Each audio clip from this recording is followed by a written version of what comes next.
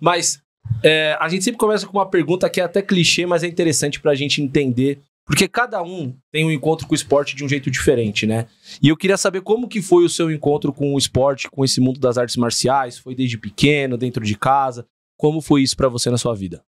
Então, meu pai e meu tio, com 9 anos, começaram judô por causa do término da Segunda Guerra Mundial. O Japão não acreditou que tinha perdido a guerra, então aqui meu pai morava na comunidade japonesa que era, né, que acreditava que não tinha perdido a guerra, ele sofria muito bullying na escola, meu avô pôs eles no judô.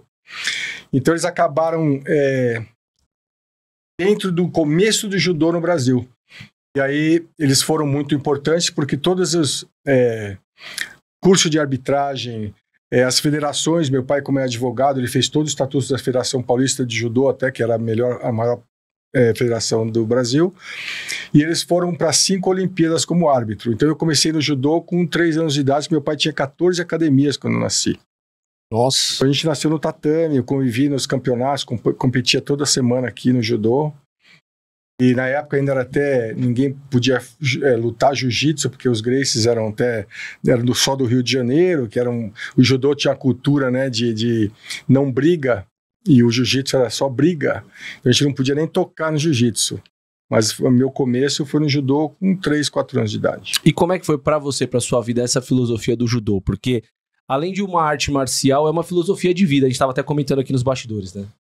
Com certeza. E a gente até mudou a filosofia do jiu-jitsu por causa do judô. Porque quando a gente começou no jiu-jitsu aqui em São Paulo, quando o jiu-jitsu veio do Rio para São Paulo, veio para mim a primeira vez o Marcelo Bering veio, eu dava aula na Training Club na época, e ele veio até me desafiar, né, e a gente não brigava, eu chamei ele pro tatame, tomei um cacete do cara, né, no chão, eu nunca tinha experimentado tanta técnica diferente no chão, mas o judô tem essas técnicas, mas a gente não treinava isso na época. Então eu falei pro meu irmão, na época eu achava que era bonzão do judô aqui em São Paulo, e acabamos entrando no meio do jiu-jitsu, e aí acabamos sendo meio banido do judô e banido do jiu-jitsu, porque quando a gente começou no jiu-jitsu, se era em campeonato, os caras só sentavam.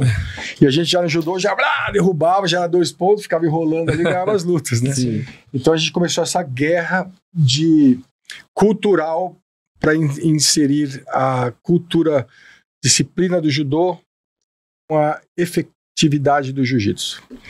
E nós somos um dos pioneiros assim. E o mestre é faixa preta de jiu-jitsu, tô correto? Eu sou faixa preta de jiu-jitsu, sexto dan. Dentro desse cenário, sexto dan, tá, Léo? É bom deixar claro isso. Então a gente já tem alguém que se precisar acontecer alguma coisa aqui, o mestre vai defender a gente aqui. Inclusive quem errou o nome dele, né? Exatamente.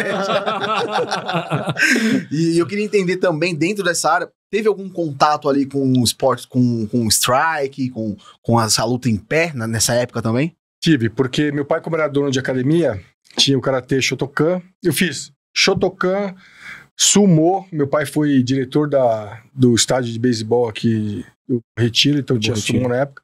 E o Sumo para base, né, de wrestling, jiu-jitsu era muito. Fizemos wrestling e depois eu fiz um pouco de karatê Kyokushin. Achei muito duro. Pesado, mas... Aí depois de velho, né, a gente começou a fazer um pouquinho de Muay Thai, porque a gente, né, na época do Vale Tudo, nós tínhamos que ter uma base para ensinar. Então a gente começou a treinar isso para ensinar os nossos alunos. Mas eu nunca fui a fundo para nenhum tipo de esporte de trocação, porque o meu era mesmo jiu-jitsu, né? Eu estava expandindo o jiu-jitsu nos Estados Unidos e no mundo, e com arbitragem também, então não tinha como, né? Eu então contratava professores para dar aula nas academias para a gente ter um time de...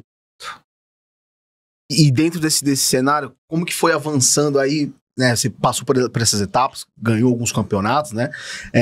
Como que você iniciou nessa parte, nessa transição de, pô, hoje eu sou um atleta, agora eu vou desacelerar minha carreira de atleta e vou iniciar a arbitrar uma luta. Como é que foi esse primeiro contato? Então, eu nunca achei que eu ia arbitrar nenhuma luta, assim, porque eu nunca gostei. O judô, ele te obriga a arbitrar para você aprender. Até quando você chega na faixa marrom, você não trabalhar em campeonatos de graça, né? Então você tem que ser mesário, você tem que ser árbitro, você tem que fazer tudo para você poder pegar a faixa preta. Então eu nunca gostei muito da arbitragem, só que meu pai e meu tio eram os da arbitragem, então eles faziam os cursos, eu ia lá como os caras para cometer as faltas, para eles ensinarem os cursos, e eu acabei aprendendo toda a mecânica de movimento, triangulação, né, você tem que ser correto toda hora, rápido, o judô é muito rápido, dinâmico, então eu aprendi tudo isso na prática, mas sem querer, né? Uhum. E até a gente vai crescendo, e meu primo foi para a Olimpíada em 92, em Barcelona.